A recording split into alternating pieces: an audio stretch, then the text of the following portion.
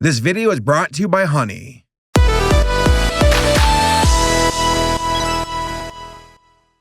Halloween, the greatest holiday of all. Oh, I know what I said, but hear me out. You got cool monsters, spooky decorations, free candy, and best of all, you don't have to bankrupt yourself in order to give presents to people you don't like. Yeah, suck it, Christmas. You can take that eggnog and shove it up your ho-ho-ho. That's a Christmas tradition, right? Put some nutmeg on mine. Get it? Because like nuts and butts and coconuts. So speaking of traditions, let's talk about a certain movie that has, in a way, become synonymous with Halloween. Scary Godmother. Well, more like movies, since there's two of them.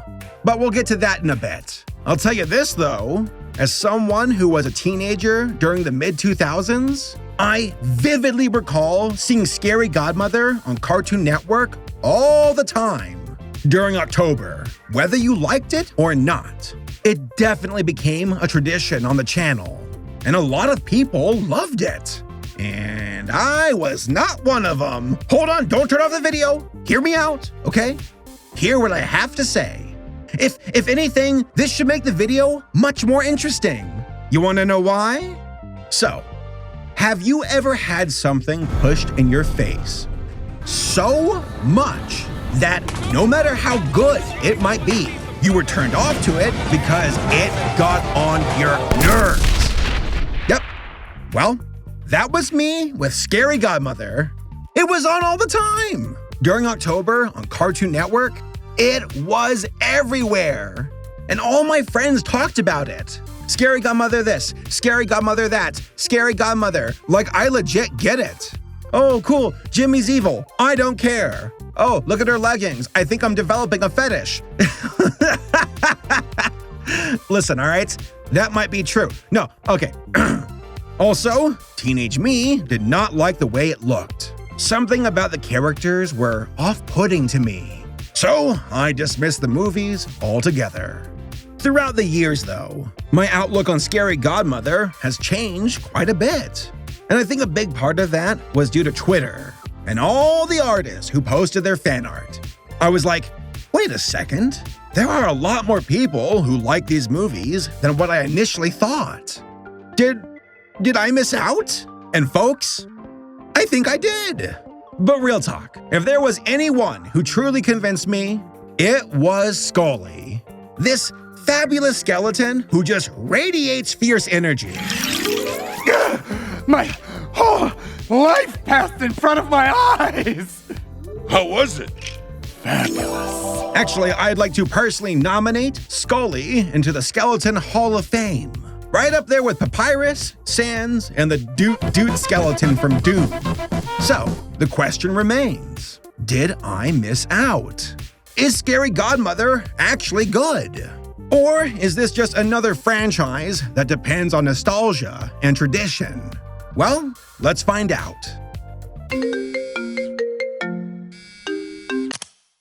Hello? Hello, can I please speak to Mr. Saberspark? Yeah, speaking. Yes, this is the Fright Side Authority calling. It has come to our attention that you may be passing judgment on somebody named Scary Godmother. And that's... Oh, all right, it's me, I'm busted. So did you like the show? Well, I thought it was... Never mind, don't tell me, I don't want to know. I mean, you know, I can always turn you into a frog. Oh. Okay. Alright, so who are the people behind Scary Godmother? Well, the creator of Scary Godmother is Jill Thompson, an award-winning illustrator, writer, and comic book artist. For those who don't know, Scary Godmother got its start as a comic book series and was first published back in 1997 by Sirius Entertainment. I actually had no idea it was originally a comic. So of course I bought the book collection. And real talk, I am so glad that I did. 'Cause these comics are wonderful. There's so much more to the Scary Godmother universe than just the movies. Lots of stories, additional characters, lore. Hell, there's even a wrestling match between Scary Godmother and a fairy godmother. Like, they're in a wrestling ring. That's great! The back of the book even has a bonus section where Jill shares her concept art and fun facts about creating the world of Scary Godmother. I think my personal favorite part is how Daryl's candy costume was originally based on an actual friend of Jill's who wore the same costume, but the candy was, well, let's just say there's a reason why parents sometimes check their kids' candy. Got that dark humor going on. According to Jill, she came up with Scary Godmother because she likes Halloween and that she wanted to create a book for the birth of her first niece. Jill also wanted to be the godmother of her niece, but realized how weird that would be since Jill loves goth clothing and wore a motorcycle jacket at the time, that she realized that she would be a scary godmother. And then boom, inspiration. Hell, Jill even modeled Scary Godmother after herself, and I can totally see the resemblance. Well, Jill would go on to release multiple Scary Godmother comics through the late 90s and early 2000s. But a certain animation studio would eventually team up with Jill to adapt her creations for television. Mainframe Entertainment, the Canadian computer animation studio that is responsible for Beast Wars and Reboot, which is, by the way, one of the earliest CG shows ever made. Too bad they had to ruin it by, ironically, rebooting it. Chilling in a secret space, problem zero, with my wicked two up. Online heroes, guardian, spike, sorcerer, and megabytes, so you fools can sleep tight at night. What the actual hell? Fortunately for us, Jill and Mainframe Entertainment would go on to become a great team. Jill had a fair amount of creative control with adapting her stories, and even co-wrote the scripts for the movies. She even provided facial expressions and profile shots of her characters for Mainframe Entertainment to use, which, by the way, you can find these pictures in the back of Jill's book. Once more, there's a lot of heart and personality when it comes to the world of Scary Godmother, and Mainframe Entertainment did a great job bringing that to television. In 2003, the first TV movie for Scary Godmother premiered in Europe, Latin America, Australia, and Canada, and would eventually air in the US on Cartoon Network a year later. And it must have been quite the success, because Cartoon Network would air Scary Godmother during October for quite a few years afterwards, and would also air a sequel movie called The Revenge of Jimmy a year later. All in all, a success. And one that would become a Halloween tradition for many viewers, except for me. Because around that time, I was too busy playing Halo 2. 2005, what a year. That was 15 years ago. 15 years. Oh God, I'm getting old. Alright, so what are the movies about?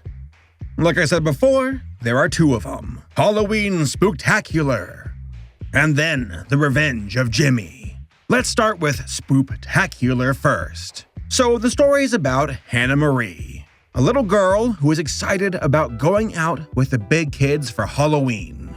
But she's afraid of monsters, and is constantly on the lookout for anything that might scare her.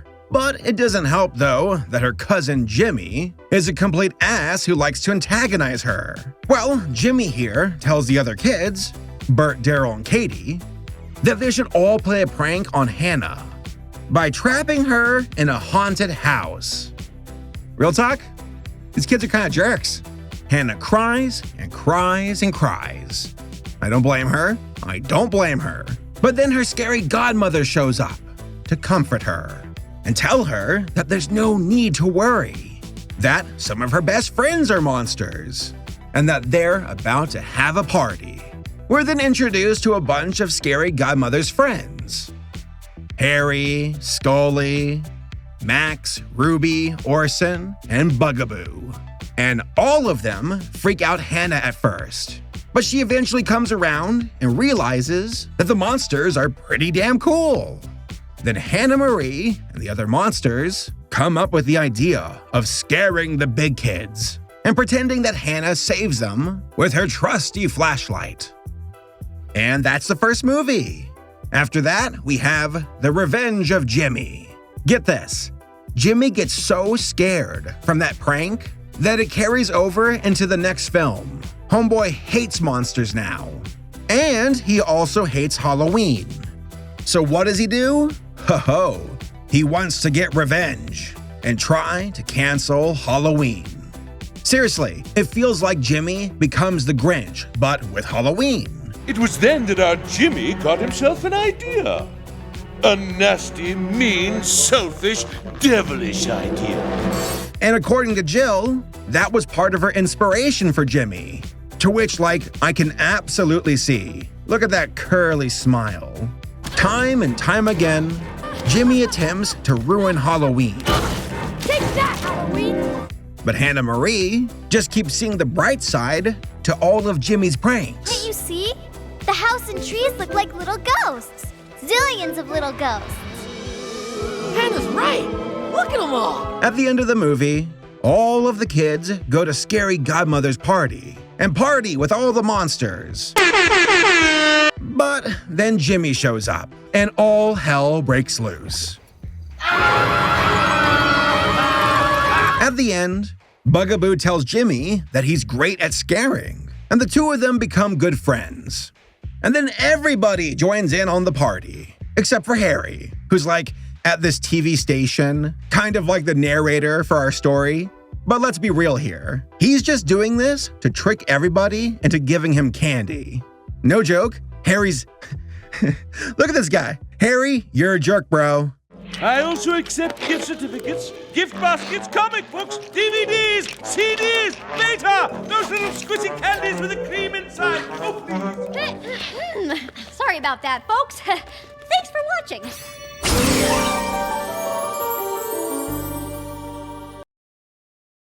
So, what are my overall thoughts about the Scary Godmother movies? Well, I think they're great. Not perfect, but great. First off, let's talk about the animation. According to my sources, Mainframe Entertainment had some early character designs for the film that mirrored the watercolor illustrations from the books.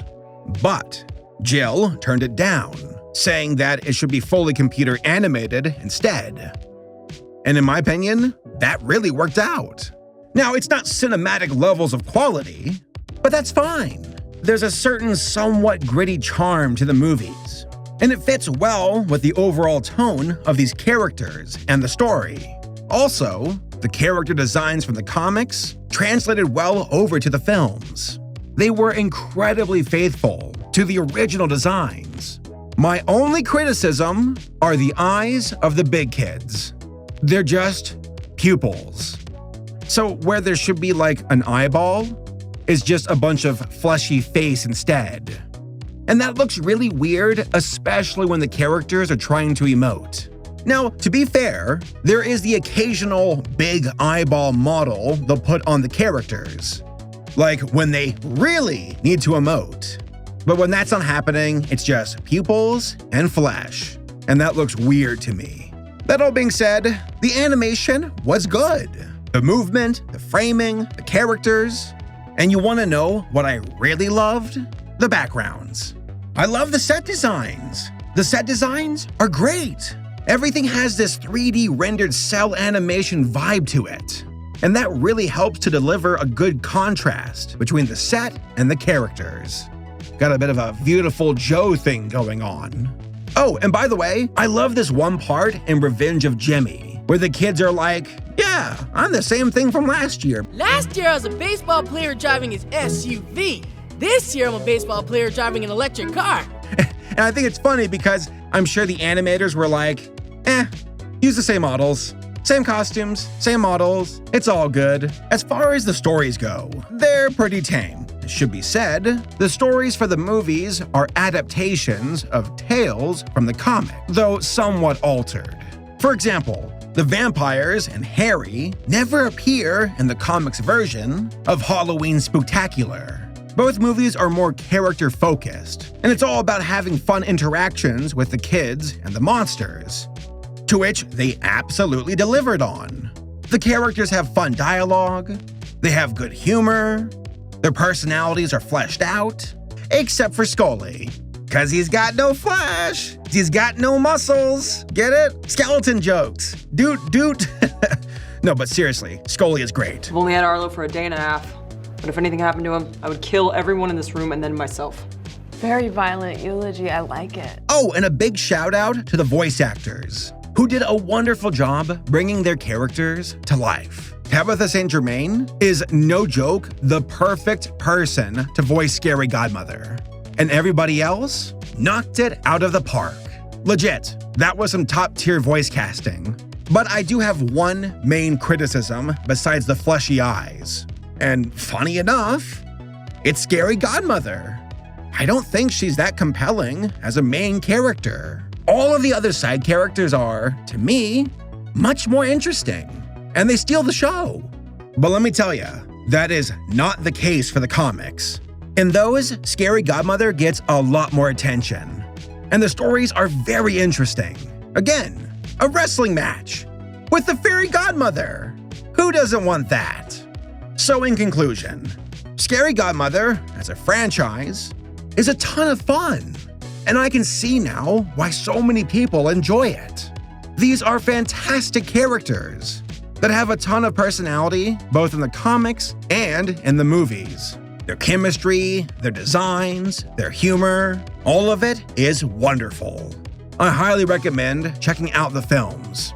And lucky for you, they're up on YouTube for free. Links for those in the description. Also, I want to encourage you all to support Jill Thompson's work and check out the Scary Godmother comics.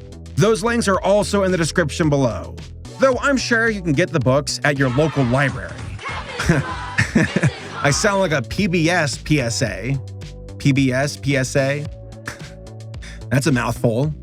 In hindsight, it's kind of funny how reluctant teenage me was to Scary Godmother. Honestly, I missed out on a cool Halloween tradition. But no more. I have now corrected that mistake, and the Scary Godmother movies are now part of my annual Halloween movie list. Right up there with Ghoul School, Zombie Island, and The Legend of Wait, Wait, hold on. Why is this movie on my list? Whoa! It only made $450? Oh, this one's gonna suck, isn't it? So a big shout out to this video sponsor, Honey. And I'm not talking about Winnie the Pooh's crippling addiction. Get some help, man. Mother. Nowadays, it feels like online shopping is the only kind of shopping we really do. And that's where Honey comes in. What is Honey? Well, it's a free browser extension that scours the internet for promo codes and automatically tests them when you're checking out with a purchase. Essentially, it's your best friend when it comes to online shopping. So here's how it works. You download Honey for free. Then, whenever you're checking out on one of the 30,000 supported websites that Honey jams with, you get it? Because Honey and jam and okay. Well, Honey pops up, and all you have to do is click Apply Coupon. Just wait a few seconds, and if there is a working code, boom, price drop. I've actually been on the hunt for sweaters as of late, because apparently I'm turning into a community college professor. And while shopping, I used Honey, and I saved $3.69. 69? Haha, nice. It works on all kinds of websites. Fashion, food, games, movies, and a bunch more. So, go hit up joinhoney.com/Saberspark and get Honey for free today. It only takes 2 clicks, and you'll start saving on your purchases in no time.